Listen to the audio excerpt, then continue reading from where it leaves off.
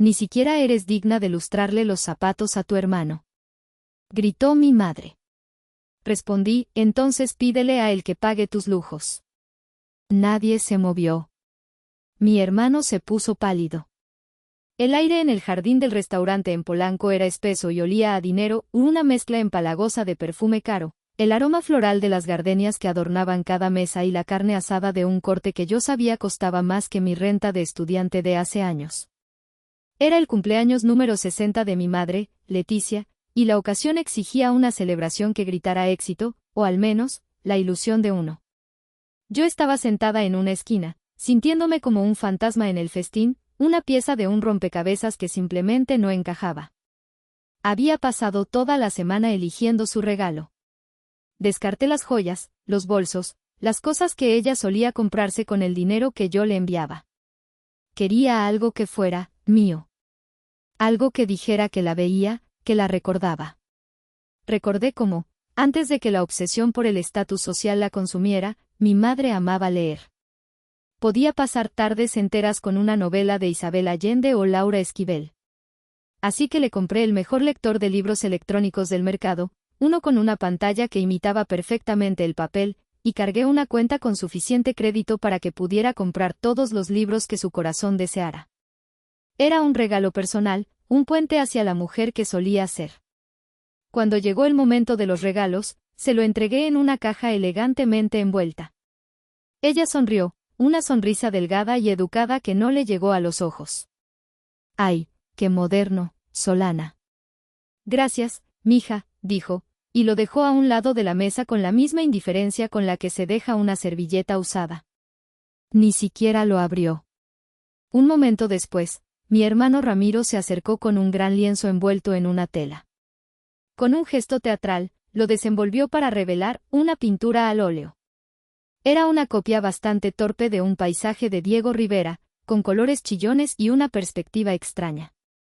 Pero mi madre se quedó sin aliento como si estuviera viendo la Capilla Sistina por primera vez. Ramiro, mi amor. Es una obra de arte, exclamó, con los ojos llenos de lágrimas genuinas. Tú sí que tienes alma de artista. Esto lo pondré en la sala principal. Se levantó y lo abrazó con una fuerza que nunca me había dedicado a mí. Me quedé allí, con mi regalo de alta tecnología olvidado a un lado, sintiendo el peso de una verdad innegable: no importaba lo que yo hiciera, nunca sería suficiente. No veían el regalo, veían a la persona que lo daba. Y a mí, simplemente, no me veían. La cena continuó con risas forzadas y brindis vacíos. Mi padre, Arturo, contaba la misma anécdota de siempre sobre su juventud. Mi tía Carmen chismorreaba sobre una prima lejana. Y en el centro de todo, Ramiro, presumiendo de su último emprendimiento, una idea vaga sobre bienes raíces en el metaverso. Finalmente, mi madre se puso de pie para el brindis principal. Levantó su copa, el vino tinto brillando bajo las luces del jardín. Agradeció a todos por venir. Sus ojos recorrieron la mesa, llenos de orgullo, hasta que se posaron en Ramiro. Quiero agradecer especialmente a mi hijo, mi Ramiro, dijo, su voz temblando de emoción. Por ser siempre mi luz, mi orgullo. Un hombre que no teme soñar en grande, que siempre apunta a las estrellas. Hizo una pausa dramática y luego su mirada se deslizó hacia mí. La calidez desapareció, reemplazada por un frío cortante. Y espero, continuó, su voz ahora con un filo de acero, que todos mis hijos entiendan la importancia de apoyar esos sueños familiares. De invertir en la familia en lugar de, en pasatiempos solitarios y aburridos. El silencio que siguió fue pesado, incómodo. Todos sabían a quién se refería. Sentí las miradas clavándose en mí. Mi corazón latía con fuerza, un tambor sordo en mis oídos. Traté de mantenerme impasible, pero sentí un calor que me subía por el cuello. Fue entonces cuando la bomba explotó. Quizás fue la forma en que mantuve la calma, quizás fue mi silencio lo que la enfureció. Se giró completamente hacia mí, su rostro enrojecido por el vino y la ira. Y entonces gritó, con una voz tan aguda que hizo que los camareros se detuvieran en seco. Ni siquiera eres digna de lustrarle los zapatos a tu hermano. La frase quedó suspendida en el aire, vibrando con veneno. El mundo pareció detenerse. Vi la cara de Ramiro, una mezcla de triunfo y vergüenza. Vi a mi padre bajar la mirada hacia su plato. Vi la expresión de sorpresa en el rostro del señor Morales, el amigo abogado de la familia. Y sentí algo romperse dentro de mí. Una cuerda que había estado tensa durante años, finalmente se partió.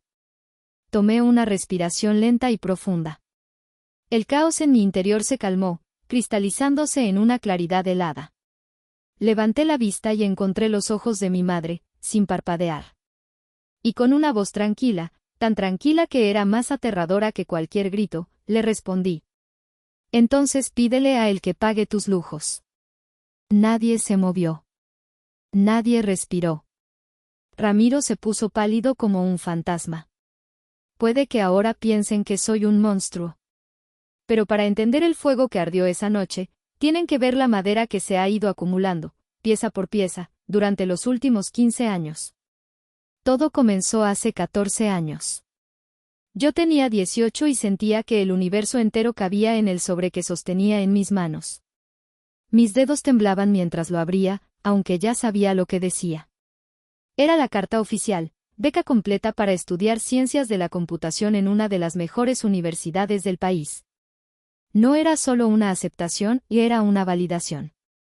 Era la prueba de incontables noches sin dormir, de fines de semana encerrada estudiando mientras mis amigas salían, de un esfuerzo que sentía que por fin daba frutos. Corrí a casa, con la carta apretada contra mi pecho como si fuera un tesoro. El papel era mi escudo, mi trofeo. Imaginé la escena en mi cabeza, mi madre me abrazaría, mi padre me diría lo orgulloso que estaba. Por una vez, sentiría que mi logro era tan importante como los de Ramiro. Encontré a mi madre en la sala, absorta en su telenovela de las 5. La heroína sufría, llorando a lágrima viva en la pantalla. Mamá, mira, le dije, mi voz llena de una emoción que apenas podía contener. Le extendí la carta. Ella apartó la vista de la televisión con molestia, como si la hubiera interrumpido en un momento crucial. Tomó la carta, sus ojos la escanearon sin interés. Ciencias de la computación, repitió, arrugando la nariz como si la frase oliera mal. Ay, mija, ¿y eso para qué sirve? Suena a trabajo de hombre. Todo el día encerrada con máquinas. ¿Por qué no estudiaste para ser maestra? Algo más, femenino, más estable. Devolvió la carta a mis manos. Su atención ya estaba de vuelta en la pantalla, donde el galán acababa de entrar en escena. Para ella, la conversación había terminado. Sentí como si me hubieran dado una bofetada. El orgullo que había sentido se desinfló, dejando un vacío frío y doloroso. Más tarde, se lo mostré a mi padre. Él fue un poco más amable, pero igual de indiferente. «Qué bien, Solana», dijo, dándome una palmada en el hombro mientras leía el periódico. «Tú siempre has sido buena para esas cosas de la escuela. Pero deja que tu hermano Ramiro se encargue de los negocios importantes. Él tiene la visión». La visión de Ramiro, en ese momento, era entrar a una universidad privada de medio pelo para estudiar administración de empresas. Unas semanas después, su carta de aceptación llegó. No era una beca, por supuesto, era una factura. Pero la reacción de mis padres fue como si hubiera ganado el premio Nobel. El aroma de carnitas y barbacoa llenó la casa ese fin de semana. Organizaron una gran fiesta para celebrar el gran futuro de Ramiro. Tíos, tías, primos, amigos de la familia, todos estaban allí. Mi padre, con el pecho inflado de orgullo, brindaba por su heredero, el hombre que llevaría el apellido a nuevas alturas. Mi madre contaba a quien quisiera escuchar sobre la prestigiosa y cara universidad de su hijo. Nadie mencionó mi beca. Ni una sola vez. Yo pasé la mayor parte de la fiesta en la cocina, ayudando a servir, sintiéndome como una extraña en mi propia casa. Escuchaba las risas, los elogios para Ramiro, y cada palabra era como una pequeña astilla clavándose en mi piel. Él era el sol alrededor del cual giraba toda la familia. Yo era un planeta distante, frío e invisible. Esa noche, encerrada en mi cuarto, miré la carta de la beca. El papel que antes me parecía un trofeo ahora se sentía como una simple hoja sin valor. Entendí algo por primera vez, una lección brutal que la vida me seguiría enseñando una y otra vez: mi éxito no contaba. No encajaba en la narrativa que mi familia había escrito. En su historia, Ramiro era el protagonista destinado a la grandeza, y yo era, en el mejor de los casos, un personaje secundario sin importancia. Un personaje cuyo único propósito era aplaudir desde las sombras. No lloré. En cambio, sentí una determinación fría nacer en mi interior.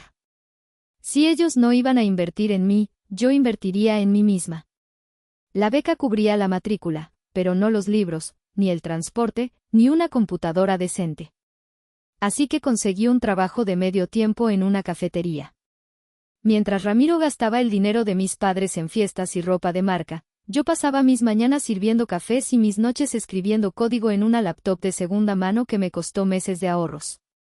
Y en cada taza que servía, en cada línea de código que compilaba, me prometía a mí misma que un día, mi éxito no dependería de su aprobación. Sería mío, innegable y absoluto. Fue la primera vez que construí un muro a mi alrededor, una fortaleza ladrillo a ladrillo, con el silencio y la indiferencia de mi propia familia como cemento. Los años universitarios pasaron en un borrón de cafeína, código y agotamiento. Me gradué con honores, la mejor de mi clase. Mis padres asistieron a la ceremonia, por supuesto. Se tomaron la foto obligatoria, sonriendo para las apariencias, pero se fueron antes de que terminara el evento porque Ramiro tenía un compromiso importante. Su compromiso, descubrí después, era un partido de fútbol con sus amigos. Conseguí trabajo casi de inmediato en una empresa de software. El sueldo no era espectacular al principio, pero era mío. Por primera vez en mi vida, sentí el dulce sabor de la independencia financiera. Me mudé a un pequeño departamento de soltera y comencé a ahorrar. Mi sueño no era un coche de lujo ni ropa de diseñador. Mi sueño era un viaje. Un viaje a Europa. Quería ver el Louvre, caminar por las calles de Roma, sentarme en un café en Praga. Era un sueño que había alimentado con cada turno extra en la cafetería, con cada proyecto freelance que tomaba por las noches. A los 24 años, 8 años antes de la infame fiesta de cumpleaños, lo había logrado. Tenía el equivalente a $15,000 ahorrados en mi cuenta. En pesos mexicanos, era una pequeña fortuna, casi 300,000. El boleto de avión estaba comprado. El itinerario, planeado al detalle. Mi maleta estaba casi lista. Faltaban 2 semanas para mi partida. Y entonces, el teléfono sonó. Era Ramiro. Su voz era un desastre de pánico y sollozos. Su primer gran proyecto empresarial, una línea de camisetas con diseños irónicos, que él mismo creaba, había sido un fracaso total. Había pedido mercancía que no podía vender, no había pagado a los proveedores y ahora lo estaban amenazando con demandarlo. No sé qué hacer, Solana, lloriqueaba. Me van a arruinar. Mis sueños, todo se va a la basura. Apenas colgué con él, el teléfono volvió a sonar. Era mi madre. Su voz era un arma de manipulación emocional, afilada por años de práctica. No preguntó cómo estaba. No le importaba mi viaje. Fue directo al grano, sus palabras entrecortadas por sollozos calculados. Solana, tu hermano te necesita, dijo. No puedes darle la espalda. Somos familia. ¿De qué te sirve todo ese dinero en el banco si tu propio hermano está a punto de ir a la cárcel? Mamá, no va a ir a la cárcel por una deuda comercial, intenté razonar, mi voz sonando débil incluso para mis propios oídos. Y ese dinero, es para mi viaje. He trabajado muy duro por él. Hubo un silencio al otro lado de la línea, un silencio cargado de juicio. Luego, su voz se volvió fría. Un viaje. ¿Prefieres un estúpido viaje a la seguridad de tu hermano? Nunca pensé que había criado a una hija tan egoísta. Tu padre y yo estamos tan decepcionados. La palabra, decepcionados, me golpeó como un puñetazo en el estómago. Era su palabra clave, la que usaban cada vez que no cumplía con sus expectativas. Me sentí culpable, egoísta, horrible. Todas las alarmas en mi cabeza me decían que era una trampa, que Ramiro era un irresponsable y que mis padres eran sus cómplices. Pero la necesidad de su aprobación, esa herida abierta que nunca sanaba, me hizo vulnerable. Solo es un préstamo, mija, continuó mi madre, su voz suavizándose al sentir mi resistencia flaquear. En cuanto su negocio despegue, te lo devolverá. Te lo juro. Con intereses, si quieres. Cerré los ojos. Vi la Torre Eiffel, el Coliseo, los puentes de Praga, y luego los vi desvanecerse. Con un nudo en la garganta, le dije que lo haría. Esa tarde, cancelé mi vuelo y vacié mi cuenta de ahorros. Le transferí a Ramiro cada centavo. El sueño de Europa se convirtió en cenizas. Ramiro me envió un mensaje de texto. Una sola palabra, gracias. Nunca más volvió a mencionar el dinero. Nunca hubo un plan de pago. Nunca hubo un, te lo devolveré. Cuando, meses después, tímidamente le pregunté al respecto, se rió. ¿Ese dinero? Ay, hermanita, eso fue una inversión familiar. Los negocios son así, a veces se gana, a veces se pierde. Mis padres apoyaron su versión. Ya supéralo, Solana, dijo mi padre. El dinero va y viene. La familia es para siempre. Pero no era solo el dinero. Era mi sueño. Era la prueba de mi trabajo, de mi sacrificio. Y se lo habían arrebatado sin pensarlo 2 veces, como si no tuviera ningún valor. Esa fue la primera vez que les di una gran suma de dinero. No sería la última.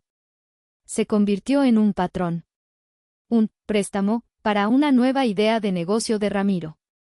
Un adelanto para que mi madre pudiera cambiar los muebles. Un apoyo para la inicial del coche de mi padre. Y cada vez, la misma manipulación. Cada vez, la misma promesa vacía. Cada vez, una parte más de mí se endurecía, y el muro a mi alrededor se hacía un poco más alto. Los siguientes años consolidaron mi carrera de una manera que mi familia nunca podría entender. Me uní a una startup de tecnología con sede en San Francisco como una de sus primeras empleadas remotas. Trabajaba desde mi departamento en la Ciudad de México, pero mi mente y mis proyectos estaban a miles de kilómetros de distancia, en el corazón de Silicon Valley. La compañía creció exponencialmente, y mi rol dentro de ella también. Me convertí en científica de datos senior, liderando un equipo de analistas brillantes repartidos por todo el mundo. Mi vida se dividió en 2 realidades paralelas que rara vez se tocaban. Mi realidad laboral era un mundo de lógica, datos y respeto profesional. Tenía reuniones por Zoom con ingenieros de Stanford y MIT, discutía estrategias con un CEO que valoraba mi opinión, y resolvía problemas complejos que tenían un impacto real. Mi salario se depositaba en una cuenta bancaria internacional, en dólares estadounidenses. Era una cifra que, convertida a pesos, me colocaba en un estrato económico que ni en mis sueños más salvajes de estudiante había imaginado.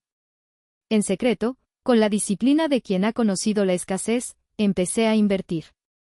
Compré acciones de mi propia compañía. Diversifiqué en fondos de inversión. Y un día, sin decirle a nadie, compré mi propio departamento. No era grande, pero era moderno, con una vista espectacular de la ciudad y estaba en un edificio seguro. Lo amueblé a mi gusto, minimalista, funcional, pacífico. Ese lugar se convirtió en mi santuario, mi verdadera casa, un espacio donde las expectativas y demandas de mi familia no podían entrar. Pero luego estaba mi otra realidad, la que se activaba cada vez que mi teléfono sonaba con un número familiar. En esa realidad, yo no era Solana, la exitosa científica de datos.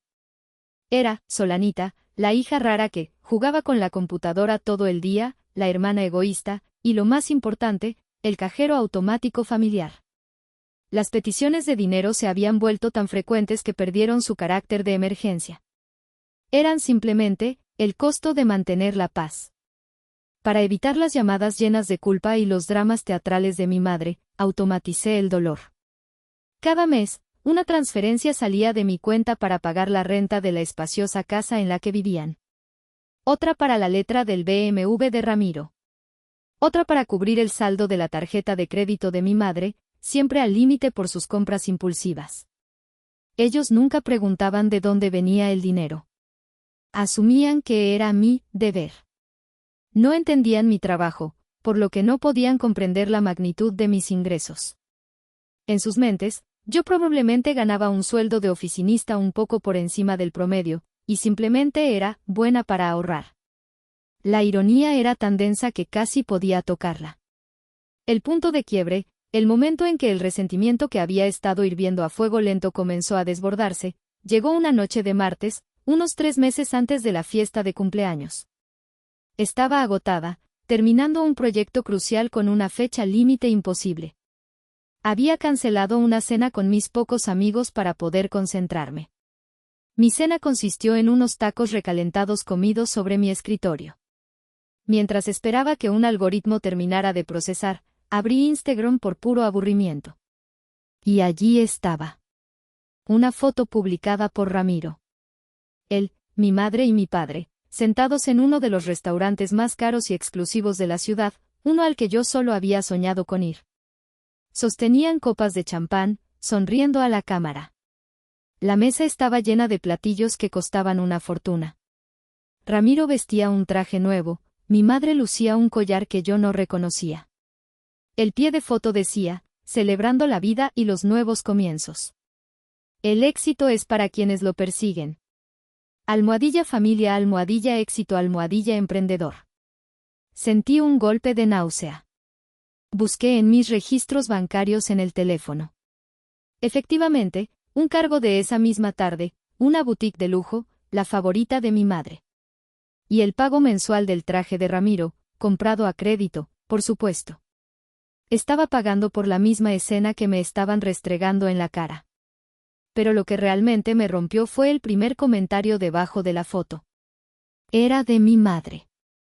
Decía, qué orgullosa estoy de mi hijo triunfador. Gracias por consentirnos tanto. Me quedé mirando la pantalla, las palabras borrosas por las lágrimas de rabia que llenaron mis ojos. ¿Hijo triunfador? ¿Consentirnos? La hipocresía era sofocante. En ese momento, vi mi vida con una claridad brutal. Yo era la infraestructura invisible que sostenía su teatro de éxito. Era la fontanería, la electricidad, los cimientos. Ellos eran solo los actores en el escenario, recibiendo los aplausos por una obra que yo financiaba en la oscuridad. Y ni siquiera se daban cuenta. O peor aún, no les importaba. Esa noche, algo en mí cambió. La tristeza se endureció y se convirtió en una fría resolución. El muro que había construido a mi alrededor ya no era solo para protegerme. Estaba a punto de convertirse en un arma. Un mes antes del cumpleaños de mi madre, la gran oportunidad que cambiaría nuestras vidas se presentó. O al menos, así fue como Ramiro la vendió. Convocó una reunión familiar un domingo por la tarde. Insistió en que fuera presencial, un evento demasiado importante para una videollamada. Tuve que conducir 1 hora a través del tráfico de la Ciudad de México para llegar a la casa de mis padres, sacrificando mi único día de descanso real. Cuando llegué, el ambiente era extrañamente solemne, como si estuviéramos a punto de recibir una revelación divina. Ramiro había conectado su laptop a la televisión de la sala. Mis padres estaban sentados en el sofá principal, mirándolo con una devoción que rayaba en lo ridículo. El tío Javier también estaba allí, invitado bajo algún pretexto. Su presencia, sin embargo, me dio un pequeño consuelo, él siempre había sido el observador silencioso, el único cuya mirada no estaba nublada por el favoritismo. Ramiro carraspeó, ajustándose el cuello de su camisa de diseñador. Familia, comenzó, con el tono de un CEO a punto de anunciar ganancias récord. Hoy es el primer día de nuestro nuevo futuro. Hoy les presento Inmoverse. En la pantalla apareció una presentación de PowerPoint de aspecto barato con un logo que parecía hecho en 5 minutos. Durante la siguiente media hora, Ramiro nos bombardeó con un torrente de jerga tecnológica que claramente no entendía. Hablo de sinergia, blockchain, disrupción del mercado inmobiliario y activos digitales no fungibles. El concepto, una vez que logré descifrarlo entre tanta palabrería, era básicamente una plataforma para comprar y vender propiedades virtuales en el metaverso. Un castillo en un mundo de fantasía digital, un penthouse en una ciudad de ciencia ficción. Era, para ser directos, una idea terrible. El mercado era de nicho, la tecnología no estaba probada y el modelo de negocio era inexistente. Era una burbuja esperando a estallar. Mis padres, sin embargo, estaban hipnotizados. Asentían con la cabeza a cada palabra, sus ojos brillando de admiración. «Qué inteligente eres, mi hijo», decía mi madre cada pocos minutos. Siempre un paso por delante de todos.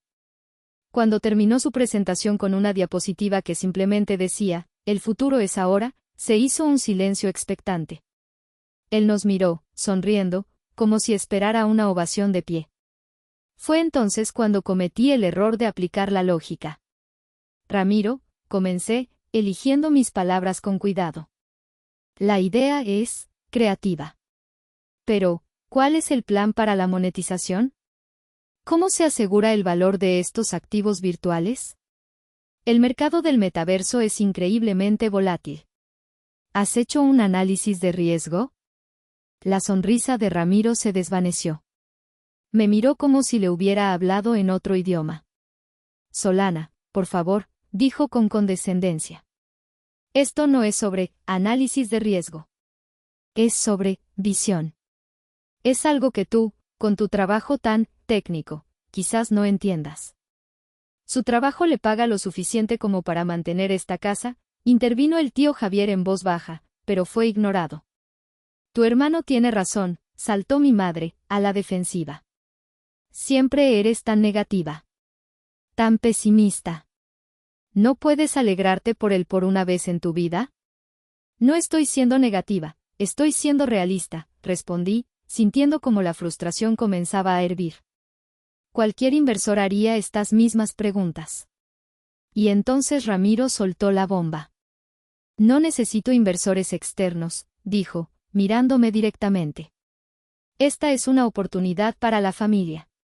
Para que todos entremos desde el principio». Señaló una última diapositiva. Mostraba una cifra. «Capital semilla requerido, 1.000.000 de pesos MXN. 1.000.000 de pesos. $50.000. Mi padre silbó. Mi madre jadeó. Y luego, ambos me miraron. La conexión fue instantánea, inconfundible. No estaban pensando en sus propios ahorros, ni en vender un coche, ni en pedir un préstamo al banco. Estaban pensando en mi cuenta bancaria. «Solana», comenzó mi madre, su voz ahora melosa, persuasiva. «Tú tienes tus ahorros. Tú ganas en dólares. Para ti, esto no es nada. Piénsalo, mi hija. Es una inversión. Podrías multiplicar tu dinero». Me quedé mirándolos, sintiendo una mezcla de incredulidad y asco. No era una petición. Era una exigencia. Estaban planeando, una vez más, financiar los delirios de grandeza de mi hermano con el fruto de mi trabajo, de mi sudor, de mis noches en vela. Y por primera vez, sin dudarlo, sin sentir una pizca de culpa, dije que no. «No», respondí, mi voz firme. «No voy a invertir en esto. Y les sugiero que ustedes tampoco lo hagan». La habitación se quedó en silencio. La expresión de mis padres pasó de la esperanza a la pura furia en un instante. La batalla acababa de ser declarada. Mi «no» resonó en la sala como un disparo. Fue una palabra que rara vez usaba con ellos, y nunca con tanta firmeza. La conmoción inicial en los rostros de mis padres rápidamente se transformó en una indignación justiciera. ¿Cómo me atrevía? La semana siguiente fue un infierno. Se convirtió en una campaña de presión psicológica orquestada, con mi madre como directora y mi padre como su leal teniente. Primero fueron las llamadas de Ramiro. Intentó el enfoque de hermano mayor sabio. «Escucha, hermanita, entiendo que no lo veas ahora, pero te arrepentirás. Esta es la oportunidad de tu vida para ser parte de algo grande, en lugar de estar todo el día picando teclas. Cuando eso no funcionó, cambió a la lástima. Pensé que creías en mí. Pero veo que no. Luego vinieron las llamadas de mi madre. Eran una clase magistral de manipulación. Comenzaba con un tono dulce y razonable. Mija, solo piénsalo. Es por el futuro de la familia. Cuando me mantenía firme, su voz se volvía acusadora. ¿Es que odias a tu hermano? ¿Te da envidia su creatividad, su ambición? Y si eso tampoco funcionaba, recurría al victimismo. Me vas a matar de un disgusto, Solana. Con todo lo que hemos hecho por ti, y así nos pagas. Incluso mi padre, que normalmente se mantenía al margen, me llamó. Su enfoque fue apelar a un retorcido sentido del deber. Solana, él es tu hermano mayor. Es tu responsabilidad apoyarlo. En mis tiempos, la familia se ayudaba sin hacer preguntas. La presión se intensificó. Empezaron a involucrar a los monos voladores, como los llamo yo. Mi tía Carmen me llamó para contármelo, preocupada, que estaba mi madre y como mi terquedad la estaba haciendo enfermar. Mi primo Oscar me envió un mensaje burlándose de mi mentalidad de empleada. Era un asedio total, diseñado para hacerme sentir culpable, aislada y egoísta. Pero algo era diferente esta vez. Su táctica ya no funcionaba. Cada llamada, cada mensaje, no me debilitaba, al contrario, alimentaba la fría resolución que había nacido en mí meses atrás. Era como ver una obra de teatro cuyo final ya conocía. Sus palabras eran vacías, sus lágrimas eran falsas.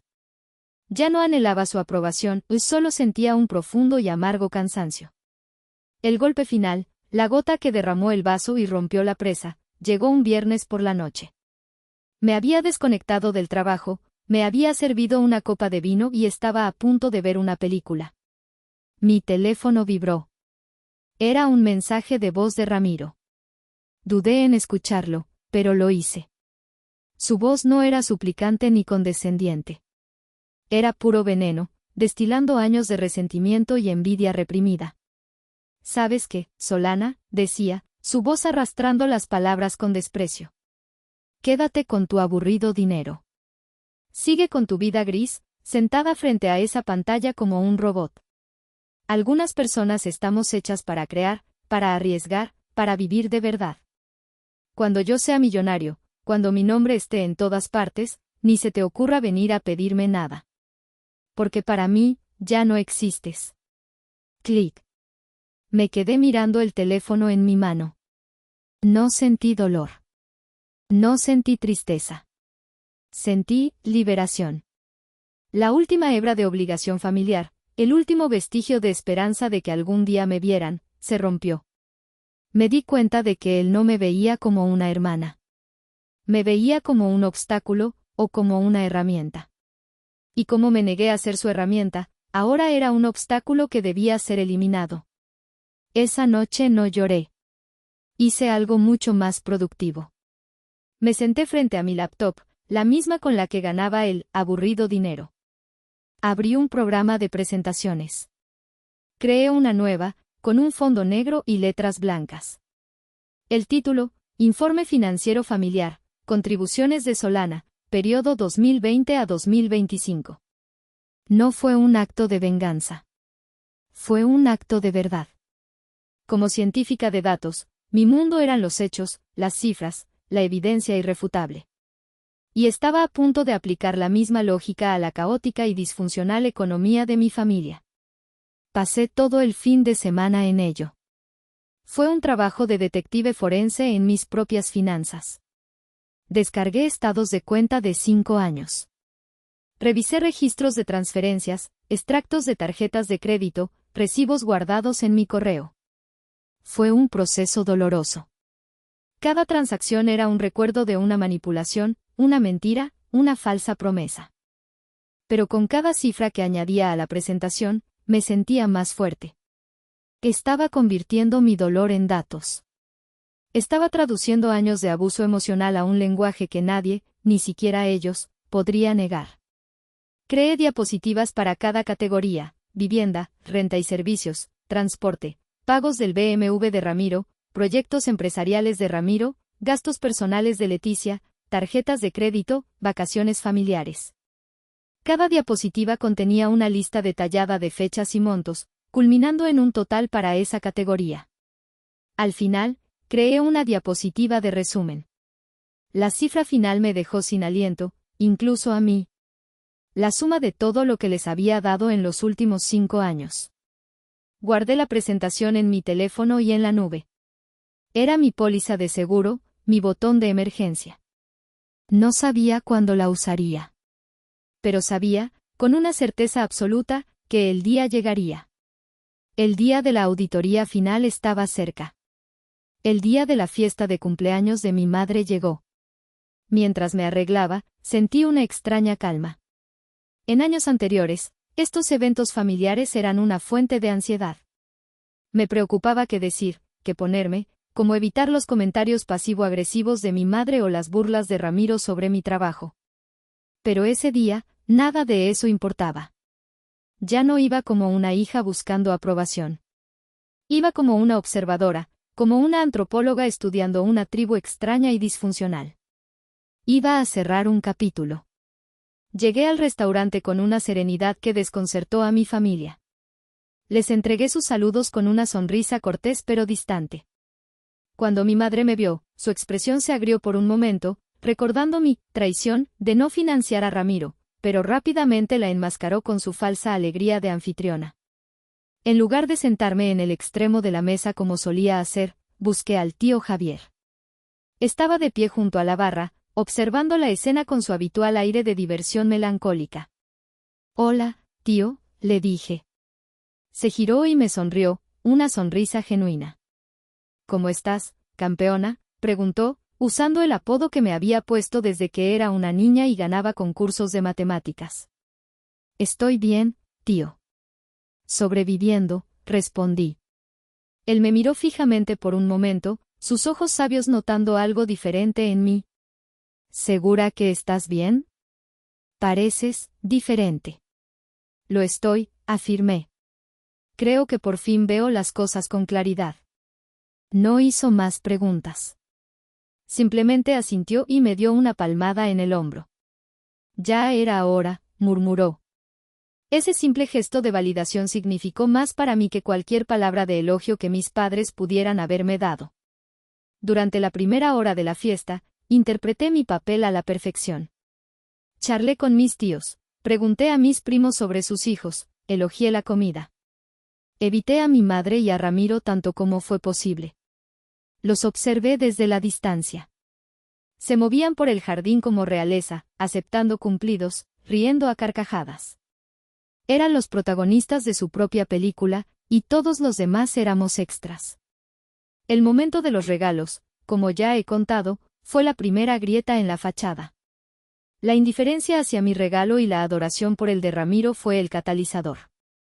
Fue el recordatorio que no necesitaba, pero que recibí de todos modos, de mi lugar en su universo. Luego vino el brindis. Mi madre se puso de pie, su vestido de diseñador brillando bajo las luces. El silencio se apoderó del jardín. Su discurso comenzó como se esperaba, agradecimientos, anécdotas sentimentales sobre su infancia, chistes sobre cumplir 60 años. Todos sonreían y asentían. Pero entonces, su tono cambió. La dulzura se evaporó, reemplazada por una solemnidad artificial. Miró a Ramiro, su rostro transformado por una máscara de orgullo materno. «Quiero brindar por mi hijo, Ramiro», dijo, su voz resonando. «Un hombre con visión, con coraje. Un hombre que no se conforma con un sueldo seguro y una vida pequeña. Él sueña en grande, y por eso, siempre tendrá mi apoyo incondicional». Sentí el golpe como si fuera físico. Una vida pequeña. Estaba hablando de mí. Continuó, su mirada ahora barriendo la mesa, pero deteniéndose en mí por una fracción de segundo. En la vida, es crucial saber quién está en tu equipo. Quién está dispuesto a sacrificarse por el bien mayor de la familia. Su voz se cargó de un dramatismo digno de una telenovela. Y me duele ver cuando la ambición de uno choca con la mentalidad pequeña de otros. Cuando la generosidad se topa con el egoísmo. El mensaje era inequívoco. Estaba usando su brindis de cumpleaños para avergonzarme públicamente, para castigarme por mi negativa a ser su banco. La hipocresía era asombrosa. Ella, que vivía de mi vida pequeña, se atrevía a criticarla. Fue entonces cuando le hice la pregunta. No fue planeado. Las palabras simplemente salieron, impulsadas por años de frustración contenida. ¿A qué te refieres, mamá?, pregunté, mi voz clara y firme en el silencio. Ella pareció sorprendida por la confrontación directa. Parpadeó, pero luego su expresión se endureció. La anfitriona amable desapareció, y en su lugar apareció la matriarca enfurecida. Sabes perfectamente a qué me refiero, Solana, siseó. Tu hermano. Su proyecto. Una oportunidad de oro que estás dejando pasar por tú. Buscó la palabra, y la encontró. Tu mezquindad. Ramiro, sintiéndose apoyado, intervino con una sonrisa arrogante. Déjala, mamá. No lo entiende. Su mundo es de ceros y unos. No de sueños y legados. Y esa fue la chispa que encendió la pólvora. Esa combinación de arrogancia de él y victimismo de ella desató la furia que mi madre había estado conteniendo. Su rostro se contorsionó, y entonces, el grito. El insulto final. La declaración de guerra. Ni siquiera eres digna de lustrarle los zapatos a tu hermano. Y en el silencio que siguió, mientras el eco de sus palabras moría, yo encontré mi propia voz. La voz que había mantenido en silencio durante demasiado tiempo. Entonces pídele a él que pague tus lujos. La calma antes de la tormenta había terminado. La tormenta estaba aquí. Mi respuesta no fue un grito. No fue un insulto. Fue una declaración de hechos, pronunciada con una frialdad que congeló el aire caliente de la noche. El efecto fue inmediato y devastador. Las sonrisas se borraron de los rostros. Las conversaciones se detuvieron a mitad de una palabra. Incluso la música de fondo pareció enmudecer.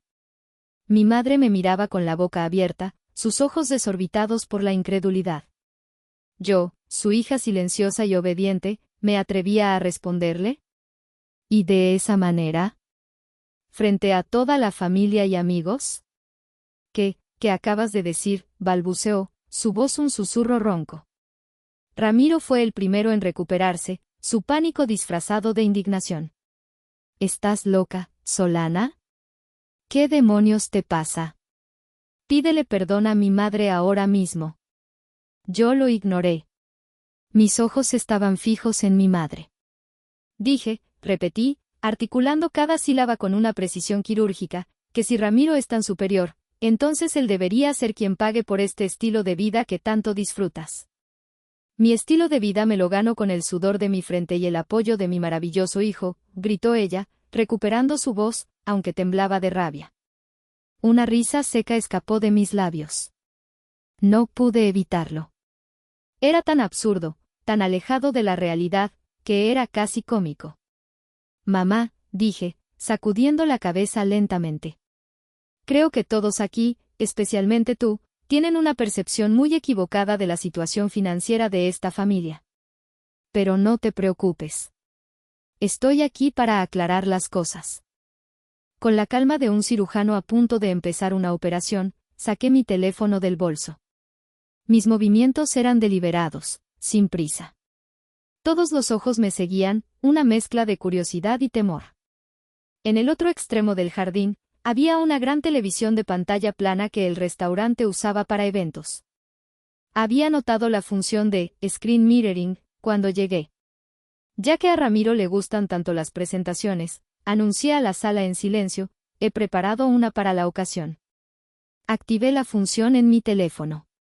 Un segundo después, la pantalla de la televisión cobró vida, mostrando la pantalla de inicio de mi móvil. Abrí el archivo. Y entonces, el primer slide apareció, proyectado en 65 pulgadas de alta definición para que todos lo vieran. Fondo negro. Letras blancas, nítidas y brutales.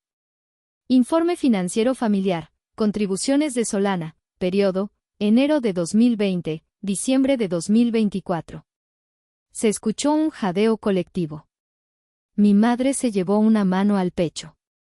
Mi padre se quitó las gafas como si no pudiera creer lo que veía. Como científica de datos, creo en la transparencia y en la toma de decisiones basada en evidencia, dije, mi voz resonando en el silencio.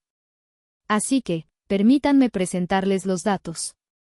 Pasé al siguiente slide. Categoría 1, vivienda, renta y servicios. Renta mensual, casa en Las Águilas 40,000 pesos MXN. Servicios, luz, agua, gas, internet promedio 8,000 pesos MXN/diagonal mes. Total en 5 años, 2,880,000 pesos MXN. La casa en la que viven, expliqué, mi voz desprovista de emoción. La pago yo. Cada mes. Desde hace más de 5 años. Clic, siguiente slide. Categoría 2, inversiones, en proyectos de Ramiro. Línea de ropa, Urban Vibe, 300,000 pesos MXN 2020. Startup de criptomonedas, Criptofuturo, 550,000 pesos MXN 2022. Curso de maestría en dropshipping, 100,000 pesos MXN 2023. Total, 950,000 pesos MXN. Estas son las oportunidades de negocio que he tenido el privilegio de financiar, continué. Ninguna de las cuales ha generado un solo peso de retorno. Son, en términos contables, pérdidas totales. La cara de Ramiro era un poema. Pasó del rojo al blanco en segundos. Intentó decir algo, pero las palabras no le salían. Clic, siguiente slide. Era la favorita. Tiendas departamentales, Palacio de Hierro, Liverpool 620,000 pesos MXN. Boutiques de lujo, Coach, Michael Kors 350,000 pesos MXN. Spas y salones de belleza, 210,000 pesos MXN. Total, 1,180,000 pesos MXN. El vestido que llevas puesto, mamá, dije, señalando con la cabeza. Y los zapatos. Y el collar. Todo está aquí. Cada café, cada tratamiento facial, cada capricho.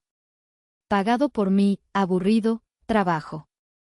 La gente empezó a murmurar. La vergüenza en el aire era tan palpable que se podía saborear. Mis tíos y primos se miraban unos a otros, incómodos. Esta no era la fiesta que esperaban. Y entonces, llegué a la diapositiva final. La que lo resumía todo. Gran total, contribución neta de Solana, 2020 a 2024 5,875,000 pesos MXN. Dejé la cifra en la pantalla, brillando en la oscuridad. Casi 6 millones de pesos. Más de $300,000. La prueba irrefutable de mi invisibilidad. La auditoría final había sido presentada. El juicio estaba por comenzar. La cifra de casi 6 millones de pesos quedó suspendida en el aire, una acusación silenciosa y monumental. El silencio que se apoderó del jardín ya no era incómodo, era un silencio de shock, de revelación, de vergüenza pública. Era el tipo de silencio que sigue a una explosión, cuando el polvo aún no se ha asentado y nadie sabe la verdadera magnitud del daño. Mi madre me miraba fijamente, su rostro una máscara de horror. El color había desaparecido de sus mejillas, dejándola con un aspecto pálido y frágil. Sus labios se movían, pero no salía ningún sonido. La mujer altiva y dominante que me había gritado hacía apenas unos minutos se había desvanecido, reemplazada por una figura encogida y expuesta. Estás mintiendo, susurró finalmente, las palabras apenas audibles. Es imposible. ¿Cómo te atreves a inventar algo así para humillarme en mi cumpleaños? No estoy mintiendo, mamá, respondí, mi voz aún tranquila, pero con un filo de acero. Esto no es una invención. Son datos. Son transacciones bancarias. Son hechos. Ramiro, por su parte, parecía haber encontrado su voz, aunque era una voz temblorosa, llena de una furia impotente. «Apaga eso. Apaga eso ahora mismo», gritó, señalando la televisión como si fuera la fuente de todo mal. «Estás enferma, Solana. Necesitas ayuda profesional. ¿Siempre has estado celosa de mí?» «¿Celosa?», pregunté, girándome para enfrentarlo por primera vez. «¿Celosa de qué, exactamente, Ramiro? ¿De tu incapacidad para mantener un trabajo? ¿De tu habilidad para gastar el dinero que no ganas? ¿O de tu talento para fracasar en cada proyecto que emprendes mientras pretendes ser un genio de los negocios?» Cada pregunta era una bofetada. Él retrocedió como si lo hubiera golpeado físicamente. «No tienes derecho», comenzó a decir. «Tengo todo el derecho», lo interrumpí. «Tengo casi 6 millones de derechos, para ser exactos. Cada peso que te he dado, cada capricho que he financiado, me da derecho a decir la verdad». Fue entonces cuando mi padre, Arturo, intervino. Se levantó lentamente, su rostro una mezcla de confusión y enojo. «Solana, ya basta. Esto es un asunto familiar. Se resuelve en casa, no así». «¿En casa?», me reí sin alegría. «¿Dónde exactamente es, en casa, papá? ¿En la casa cuya renta pago yo?» Intentaron resolverlo, en casa, durante el último mes, cuando me bombardearon con llamadas y mensajes para que le diera a Ramiro otro $1.000.000 para su fantasía más reciente. Mi padre se quedó sin palabras. La mención del $1.000.000 frente a todos fue un golpe bajo y certero. La atención de la sala se centró entonces en la única persona cuya opinión, en ese momento, parecía importar más que la de nadie, el señor Morales, el abogado, el amigo de la familia, el testigo externo. Él no había dicho una palabra. Simplemente observaba, sus ojos inteligentes moviéndose de la pantalla a los rostros de mi familia y luego a mí. Mi tía Carmen, en un intento desesperado por defender a su hermana, le dijo: «Seguramente son números exagerados, ¿verdad, licenciado?» Ella siempre ha sido muy dramática. El señor Morales se tomó su tiempo para responder. Se ajustó las gafas, carraspeó y luego habló, su voz de barítono cortando el aire tenso. «No soy contador, Carmen. Pero las cifras que se muestran en esa pantalla parecen bastante específicas. Fechas, montos, conceptos. Eso no parece un drama. Parece un libro de contabilidad». Su validación, aunque neutral, fue demoledora. Fue la confirmación de un extraño, de una figura de autoridad, de que yo no estaba loca, no estaba exagerando. Aproveché el momento. Apagué la pantalla de la televisión con mi teléfono. La oscuridad repentina pareció hacer que la realidad fuera aún más dura. Miré a mi madre, cuyo rostro ahora estaba bañado en lágrimas silenciosas. Lágrimas de humillación, no de remordimiento. «Así que, voy a preguntar una última vez», dije, mi voz suave pero implacable. «Considerando los datos presentados, ¿quién creen ustedes que es el fracasado aquí? ¿La que genera los recursos, o los que viven de ellos mientras la insultan?» Nadie respondió. El silencio era su respuesta. Era la admisión de su hipocresía, de su ingratitud, de su ceguera voluntaria. La fiesta de cumpleaños número 60 de mi madre había terminado. Y en su lugar, había comenzado un velorio. El velorio de la mentira en la que mi familia había vivido durante años. La caída fue tan rápida como brutal. El elaborado castillo de naipes que mi familia había construido sobre cimientos de mi dinero se derrumbó en un instante. Lo que siguió no fue arrepentimiento ni introspección. Fue el caos predecible de quienes son forzados a enfrentar una verdad que han ignorado por demasiado tiempo, el pánico, la negación y, finalmente, la búsqueda de un culpable. Y el culpable, por supuesto, tenía que ser yo. Mi madre fue la primera en romperse por completo. Dejó escapar un sollozo desgarrador, un sonido tan lleno de autocompasión que era casi una parodia. «Has arruinado mi cumpleaños», gimió, enterrando el rostro entre sus manos. «Mi único cumpleaños de 60. Lo convertiste en un circo. Todo por tu amargura, por tus celos. Era increíble. Incluso después de la evidencia irrefutable, su primer instinto fue culpar a mis emociones, no a sus acciones. Para ella, el problema no era que hubiera vivido de mí durante años, el problema era que yo lo había dicho en voz alta. Mi padre, por primera vez en años, se giró hacia Ramiro con una furia genuina. ¿Es verdad todo esto, Ramiro?, espetó, su voz temblando. ¿Todo este tiempo, has estado viviendo del dinero de tu hermana? Ramiro, arrinconado y humillado, hizo lo que siempre hacía, atacar. Pero esta vez, su objetivo no era yo. Era mi padre. ¿Y qué querías que hiciera?, gritó, con la cara roja de ira. ¿Tú nunca has creído en mí? Nunca me has apoyado. Solana era la única que entendía mi visión. Fue una mentira tan descarada, tan retorcida, que casi me hizo reír. Acababa de pasar un mes entero intentando extorsionarme $1.000.000 precisamente porque yo no apoyaba su visión. Pero en su mente deformada, él era la víctima. Mientras ellos comenzaban a discutir entre sí, una cacofonía de acusaciones y reproches, los invitados empezaron a escabullirse. Se despedían con murmullos incómodos, evitando el contacto visual. La fiesta se estaba disolviendo en un charco de vergüenza. El señor Morales se acercó a mí discretamente. Solana, dijo en voz baja. No sé toda la historia, pero lamento que hayas tenido que pasar por esto. Yo no lo lamento, respondí con sinceridad. Era necesario. Él asintió, una expresión de respeto en su rostro. Si alguna vez necesitas consejo legal, sabes dónde encontrarme. Me dio su tarjeta y se fue. Mi tía Carmen, sin embargo, no se iba a ir sin dar su opinión. Se acercó a mí, con los ojos entrecerrados. Tu madre te dio la vida, Solana. Y así es como le pagas. Debería darte vergüenza. El dinero no lo es todo. Tiene razón, tía, le contesté, mirándola fijamente. El dinero no lo es todo. El respeto tampoco debería serlo, ¿verdad? O ese solo se exige, pero no se da. Se quedó boquiabierta, sin saber qué responder.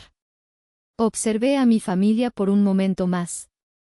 Mi madre llorando, mi padre gritándole a Ramiro, Ramiro gritándole de vuelta. Era un cuadro patético y trágico. Eran 3 personas atrapadas en una red de mentiras y dependencias, y acababan de perder a su red de seguridad. Y en lugar de mirar hacia adentro, se estaban devorando unos a otros. Fue entonces cuando supe que no había nada más que decir. Mi trabajo aquí había terminado. Con una calma que no había sentido en años, recogí mi bolso de la silla. No dije adiós. No anuncié mi partida. Simplemente me di la vuelta y comencé a caminar hacia la salida del jardín. El aire fresco de la noche se sintió como una bendición en mi rostro. Con cada paso que daba, sentía que me quitaba un peso de encima. Años de resentimiento, de frustración, de sentirme invisible, todo comenzaba a disiparse. Solana. Espera. La voz de mi padre me detuvo justo cuando llegaba a la puerta. Me giré. Había dejado de discutir con Ramiro y me miraba con una expresión desesperada. No puedes irte así, dijo. ¿Qué se supone que hagamos ahora? La pregunta era tan honesta, tan reveladora en su egoísmo, que me dejó sin aliento por un segundo. No preguntó, ¿cómo pudimos hacerte esto? No preguntó, ¿podrás perdonarnos? Preguntó, ¿y ahora nosotros qué?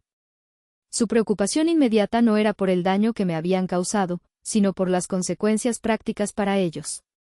Miré a mi padre, al hombre que debía protegerme y que, en cambio, había permitido que me convirtieran en un recurso explotable. No lo sé, papá, respondí, y cada palabra era la verdad.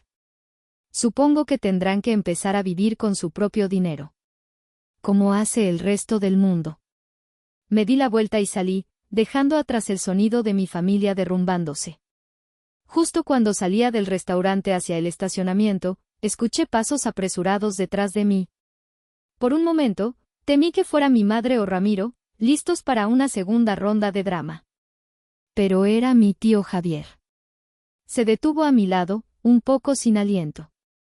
No dijo nada durante un largo minuto, simplemente caminó a mi lado en silencio bajo las luces tenues del estacionamiento.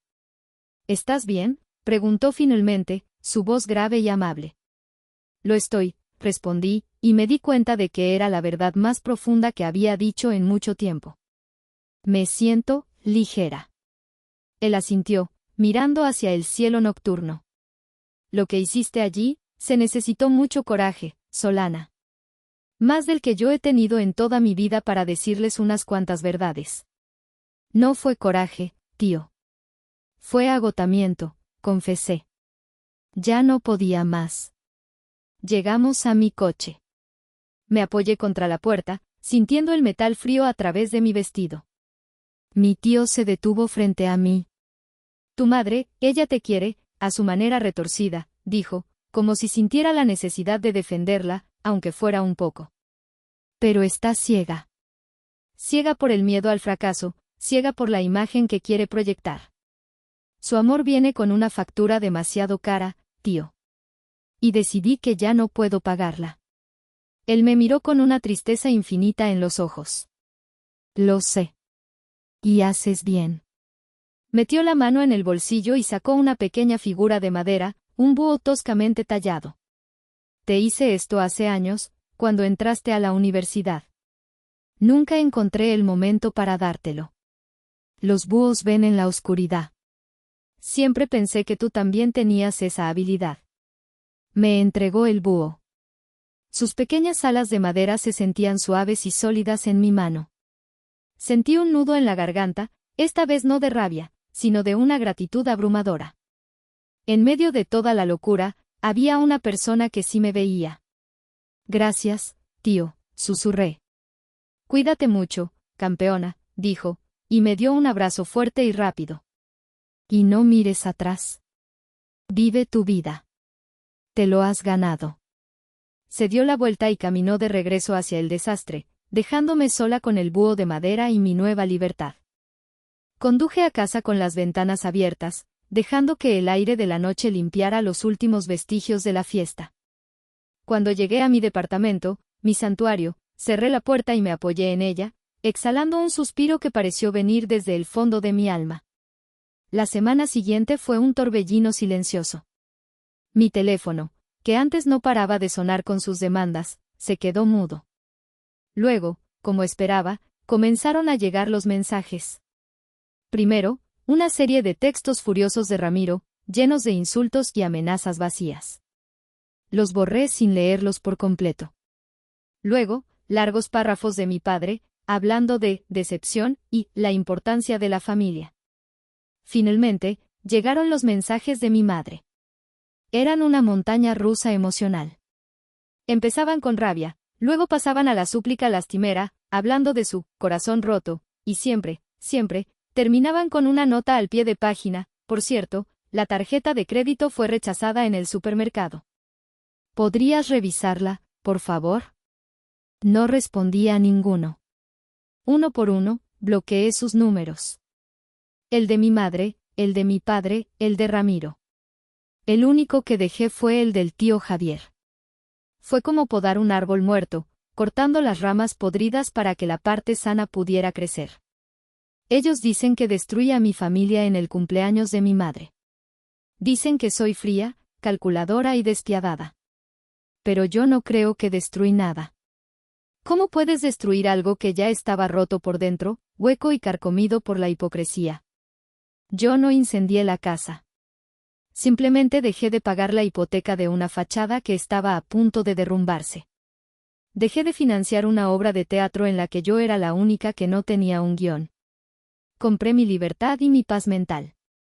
Y aunque el precio fue alto, lo pagaría de nuevo sin dudarlo. Así que, ahora les pregunto a ustedes, la audiencia de esta historia, el jurado de mi vida, ¿estuve mal?